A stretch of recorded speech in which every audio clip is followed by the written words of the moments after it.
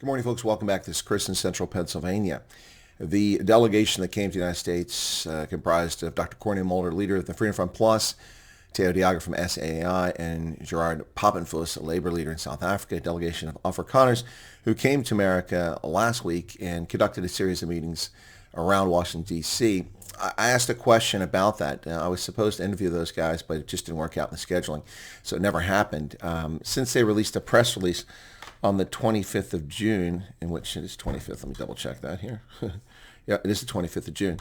Since they issued a press release 25th of June in which they listed preconditions the United States has set to improve relations with South Africa, all of these conditions I mentioned previously are things that need to be addressed. But they've listed this, and it's the first time something like this came out publicly. From the moment that release has come out, I've had questions about that.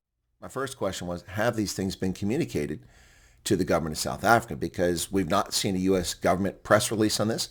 We've not heard Tammy Bruce mention it at State Department press briefings.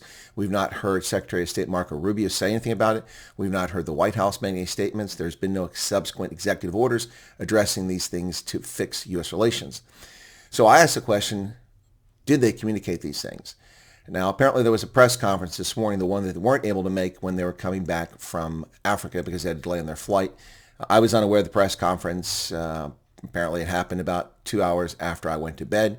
I did receive a message from one of the gentlemen that came to me after the press conference started while I was sleeping, so I couldn't attend it. But I have watched it after the fact, and I did hear Dr. Corne Mulder's opening comments about the press conference, about their trip. They named several people, mid-level people in the State Department and some other people in different places, a couple congressmen they visited, which is helpful to understand who they actually had access to.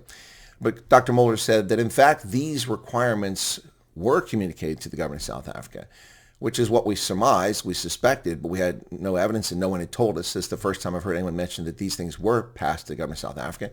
So without that information, the question is, had they given this to the government of South Africa, what's the deal? Well, as I said, the government of South Africa has had very little to say other than making false, unsubstantiated claims that the meeting went very well.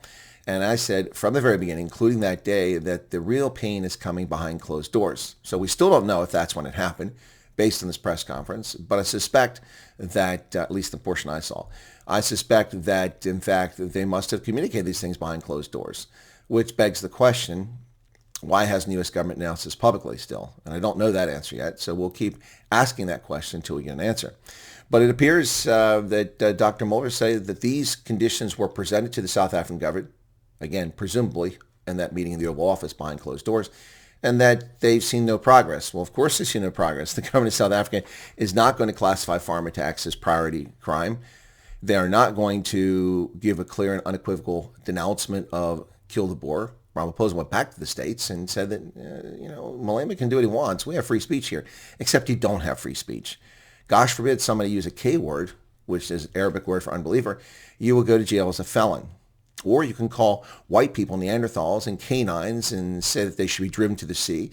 You can be Julius Malema and say you're not going to kill white people, at least not yet, and that's not considered dangerous speech. But you sing a song about kill the Boer and you get away with that too. Anyway, so they're not going to denounce that. Ramaphosa went back and said, Malema can sing what he wants. It's free speech. And they are not going to back off the land expropriation without compensation because it's become the edifice upon which their entire crumbling government exists at this stage. The last one might be possible that they would exempt U.S. companies from the BEE racist legislation. But we say no moving on that. It's one they have talked about with Starlink. But again, apparently at this press conference, Dr. Corne Mulder confirmed that U.S. officials told him that these conditions were presented to the government of South Africa. Again, we don't know when. We can presume it was at press briefing. I'll continue to ask these questions until we find out. But the bottom line is that this may explain why the government of South Africa has had very little to say about this event in Washington, other than making unsubstantiated claims that the meeting went well. If it went so well, why are you getting 31% tariffs in less than a week? Why do you not have an ambassador in D.C.? Why do you not have your special representative who you appointed 4 months ago in D.C.? Not so well. Again, apparently this press conference this morning, something I missed, so I had to catch it after the fact, and that information was put out by Dr. Mulder. So next time I get a chance to speak to him, we'll delve into that story a bit deeper and try to find out a little bit more. These are questions I've asked now the 25th, 6th, 7th, 8th, 9th, 30th, 1 July. For a week I've asked these questions, and now we get answers, at least a partial answer on it today. Well, there you go, folks. Again, not a single journalist that I've heard that's interviewed these guys has bothered to ask the question that I've been asking, and they addressed this morning, in part. Thanks a lot. Take care.